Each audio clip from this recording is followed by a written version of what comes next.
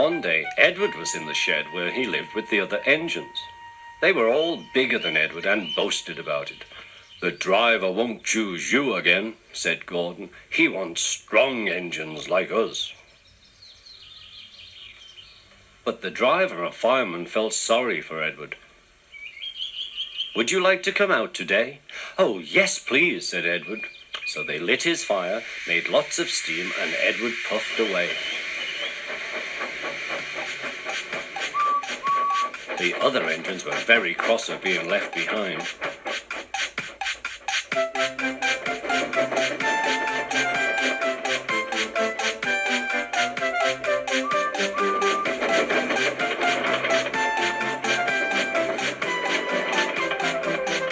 Edward worked hard all day. The coaches thought he was very kind, and the driver was very pleased.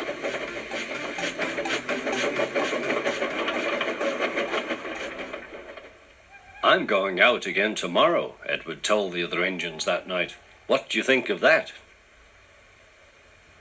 But he didn't hear what they thought, for he was so tired and happy that he fell asleep at once.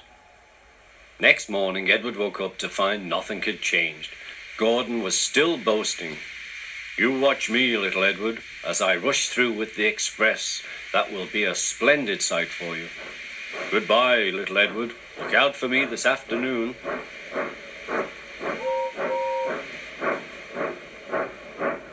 Edward went off to do some shunting. Edward liked shunting. It was fun playing with trucks. He would come up quietly and give them a push. Then he would stop and the silly trucks would go bump into each other. "Oh!" they cried. "Whatever is happening?"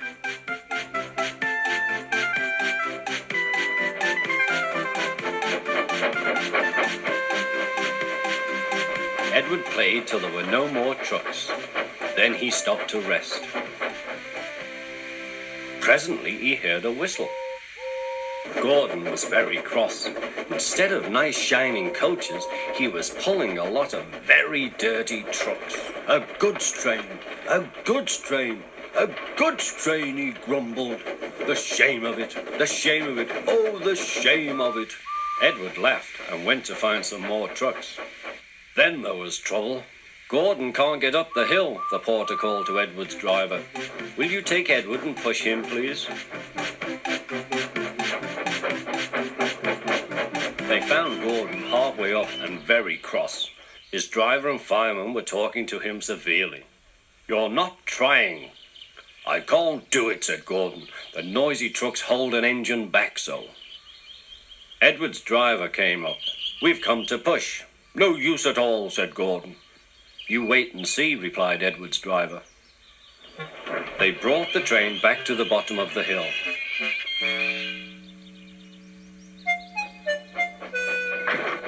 "I'm ready," said Edward. "No good," grumbled Gordon. They pulled and pushed as hard as they could.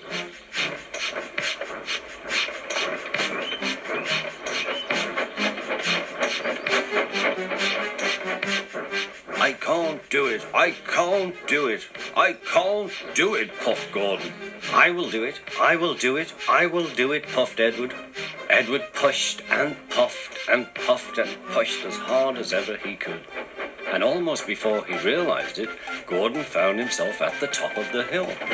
"I've done it, I've done it, I've done it," he said proudly. He forgot all about Edward and didn't wait to say thank you. Edward was left out of breath and far behind. He ran on to the next station, and there he found that the driver and fireman were very pleased with him. The fireman gave him a nice long drink, and the driver said, "I'll get out my paint tomorrow and give you a beautiful coat of blue with red stripes. Then you'll be the smartest engine in the shed."